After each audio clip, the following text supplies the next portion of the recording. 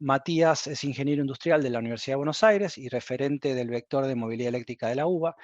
Tiene un posgrado en vehículos eléctricos en la Universidad Politécnica de Cataluña y una maestría en ciencias de Management Engineering en el Politécnico de Milano. Es Project Manager en Urban Mobility EV Solutions en el grupo Volkswagen en Barcelona y delegado de la Unión Europea en AVEA. Matías, bienvenido. Te damos la palabra. Bueno, muchísimas gracias, Aníbal, por la introducción, Gastón. Siempre es un gustazo, un placer poder colaborar con mi casa de estudios, que es la Universidad de Buenos Aires. En este caso, en función trasnoche por estos pagos, así que buenas noches para los que estén escuchando del viejo continente. Buenas tardes para todos por ahí. Vamos a arrancar directo. Sé que hubo algunos temas técnicos para el inicio, así que arrancamos directo. Vamos a tratar de meterle ritmo en estos 15 minutos y dar un pantallazo de cuál fue el impacto global en el transporte urbano, de lo que sabemos hasta ahora del impacto del COVID-19 y traducir un poco en puntos que se puedan tocar y contexto de la ciudad de Barcelona. Por un lado vamos a arrancar con el mundo antes del coronavirus, ¿sí? Las megatendencias antes del coronavirus. Había 4 megatendencias principales: la concentración de la gente en las ciudades. Hoy la mitad de la población vive en ciudades y en 20 años, en el año 2050, se estima que las 2/3 partes del planeta vamos a vivir en ciudades. Por otro lado, el crecimiento de las economías emergentes.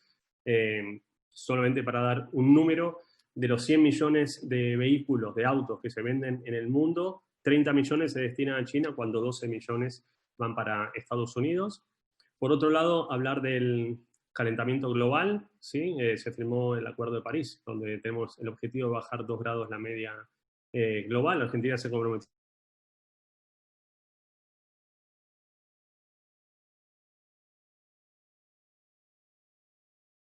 a bajar un 15% mundial, que genera 7 millones de muertos al año. Esto es 6 veces más que los muertos por accidentes de tránsito. Este era el mundo antes del coronavirus y las tendencias que se daban. ¿Qué pasa? Llegó el corona. Nadie lo esperaba, o por lo menos no había un plan en caso de que esto llegue. Una disrupción genera típicamente cambios. Hay 2 tipos de cambios, ¿sí? Tenemos los cambios elásticos, como somos muchos ingenieros, hay resiliencia, se puede volver después de un tiempo a la normal, e inclusive en muchos casos se vuelve amplificado. Y hay cambios que son estructurales, cambios que típicamente al perdurar en el tiempo, dicen que para establecer un hábito hacen falta al menos 66 días, que implican un cambio que va a permanecer en el tiempo. Estos cambios típicamente dependen de lo que sería la curva y el tiempo de permanencia de estas curvas. Si todavía no sabemos cómo va a evolucionar, pero si la curva del coronavirus es un pico que luego decrece, típicamente va a haber cambios más elásticos y se va a volver luego a una normalidad con las tendencias previas al coronavirus. En cambio, si es una curva de cola de serpiente que implica distintas olas, como fue la influencia de la gripe de 1918, en el cual la segunda ola fue todavía más fuerte que la primera, tiene más tendencia a que esos impactos sean estructurales y permanezcan en el tiempo. Vamos a entender ahora dónde estamos en la pandemia, a nivel planeta, ¿sí? Estos son los casos diarios actualizados al día de ayer, desde que se empezaron a registrar a nivel mundial. Y por ahora, la curva parecería mostrarnos una clara tendencia ascendiente. No estamos viendo que esto implique todavía una bajada o que se haya llegado necesariamente a un pico.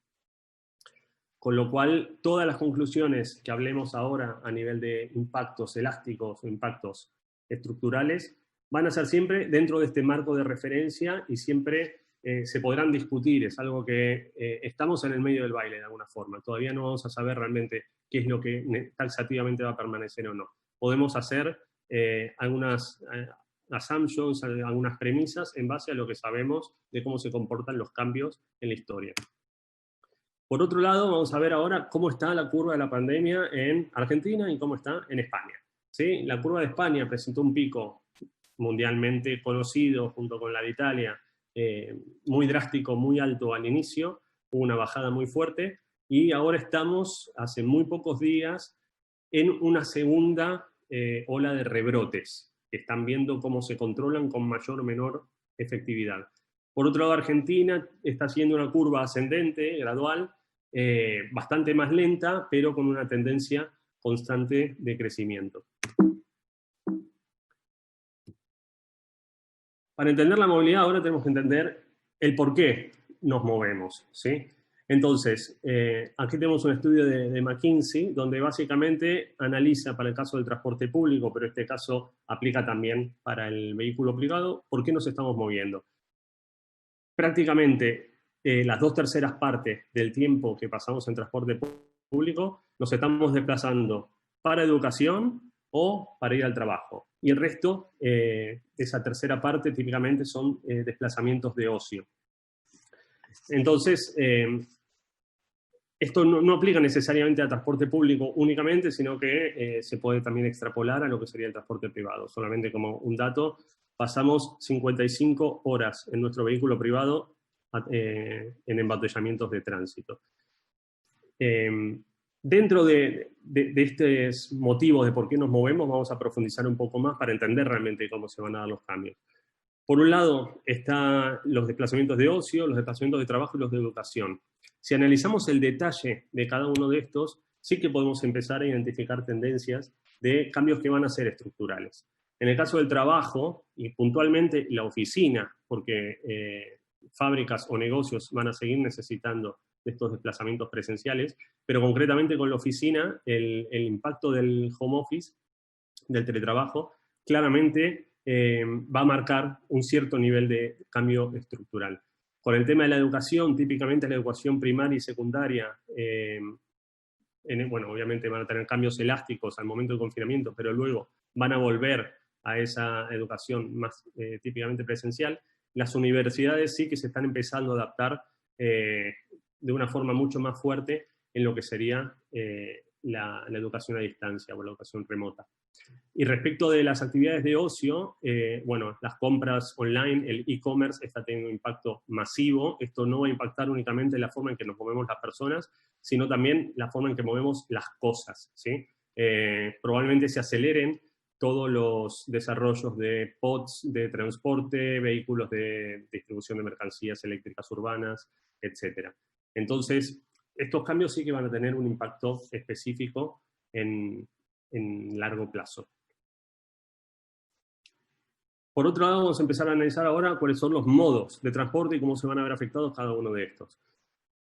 Antes de entrar con los coches particulares, buses, etc., vamos a entender cuál es el riesgo percibido en los distintos modos de transporte. Hay un estudio de Boston Consulting Group que hizo una encuesta a más de 5.000 personas, donde se ve que, y esto tampoco sorprende, para el vehículo de movilidad privada, sea auto, o sea bicicleta, scooter, o monopatín, o inclusive caminar, se percibe obviamente un riesgo bajo. Después hay un riesgo medio percibido para la micromovilidad compartida y un riesgo muy alto para lo que sería el transporte público. Este gráfico de alguna forma nos va a marcar los impactos en el corto plazo, ¿sí?, de cómo están evolucionando los transportes. Lo que vemos en cuanto al impacto de movilidad de auto particular, obviamente hay una caída muy fuerte al momento del confinamiento, pero sí que luego, inclusive en el caso de Estados Unidos, por ejemplo, está en niveles más altos que antes de la pandemia. Esto claramente tiene una correlación con este nivel bajo de riesgo que está percibido por la gente. Está claro que esto va a ser un cambio elástico porque en el largo plazo, cuando aumenten las necesidades de movilidad, las ciudades no van a dar abasto para poder albergar todos estos autos particulares queriéndose mover al mismo tiempo. Analizando lo que sería la parte de transporte público, estos son datos de Movit, es una app abierta pública, son datos actualizados al día de ayer para Barcelona y Buenos Aires desde que inició la pandemia.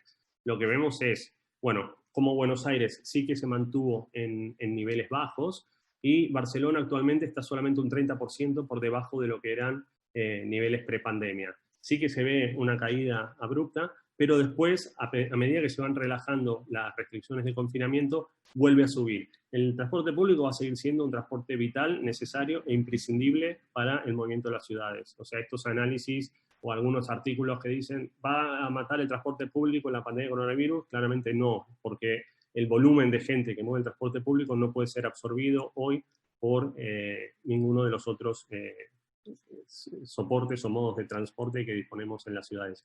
Por eso es que es tan relevante la electrificación del transporte público. En la Ciudad de Buenos Aires en concreto es menos del 1% de la flota, pero representa más del 25% de las emisiones contaminantes. Ahí es donde hay que atacar una electrificación temprana para tener un impacto en el corto plazo. Entonces lo que vamos a ver va a ser un cambio elástico en el transporte público. Después, respecto de la micromovilidad, Gastón, comentabas algo, ¿no? Intuitivamente todos lo estamos viendo, esto es simplemente poner un poco de cifras. Estamos viendo en el gráfico de arriba a la izquierda las exportaciones de bicicletas, pero son coherentes con las exportaciones de bicicletas eléctricas y de monopatines de China, y sí que estamos viendo que hay un pico sustancial al momento que se inicia la pandemia.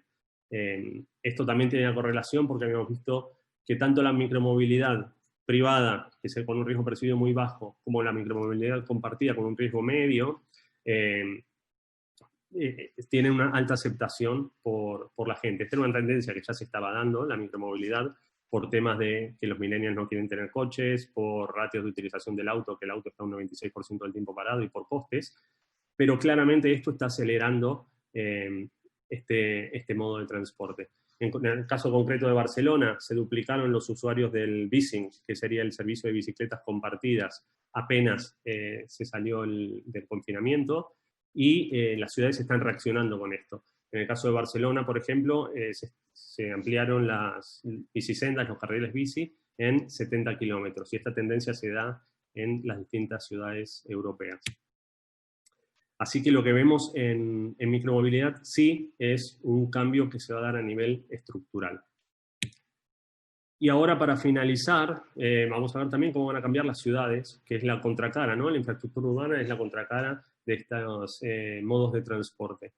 Entonces, acá concretamente, y para llevarlo a un terreno muy, muy tangible, la ciudad de Barcelona, por un lado, continuó con los planes que ya tenía, ¿sí? Se redujeron las calles la velocidad máxima en las calles, y hoy en las 2/3 partes de las calles de Barcelona tienen un límite de velocidad máxima de 30 km por hora. Esto ya estaba planificado, pero se mantuvo y se aceleró este privilegio a los carriles bici y a las velocidades reducidas para favorecer la micromovilidad. Y después hay una serie de medidas que son reactivas al momento del coronavirus. Por ejemplo, en la foto de abajo a la izquierda son cierres temporales de calles para peatonalizar y para que la gente pueda mantener la distancia. Esa es una foto del primer día que se liberó el confinamiento y permitían salir a correr a partir de las 8 de la noche. Y estas son medidas que en muchos casos son elásticas, pero que tienen una tendencia que puede llegar a perdurar. En la nota del medio, por ejemplo, se ven algunas calles con adaptaciones donde se hacía una peatonalización de prácticamente la mitad de la calle, y si se ve el espacio que queda para que se desplacen los autos es entre esta nueva vereda, si se quiere, que es ese espacio amarillo ampliado, y ese carril bici que está a la derecha. Esto para mantener la distancia, pero muchos de estos cambios, al ser aceptados por la gente, tienen tendencia a permanecer. Claro que hay sectores que se van a oponer, obviamente, a estos cambios a nivel del vehículo privado, por ejemplo. Entonces, algunos de estos cambios tuvieron que ya darse marcha atrás. Por ejemplo, la peatonalización de las avenidas principales que se estaba dando en todos los fines de semana, finalmente se está dando únicamente un fin de semana al mes. Hay vecinos, y en este momento está el pleno debate de los factores que quieren que se queden estos cambios y que quieren que no. Pero claramente hay cambios en cuanto a favorecer la micromovilidad y ampliar la infraestructura para peatones, scooters, monopatines y bicicletas por sobre vehículo privado, que se mantienen y en tendencias que veíamos en las megatendencias y que se van a acrecentar en estos próximos años.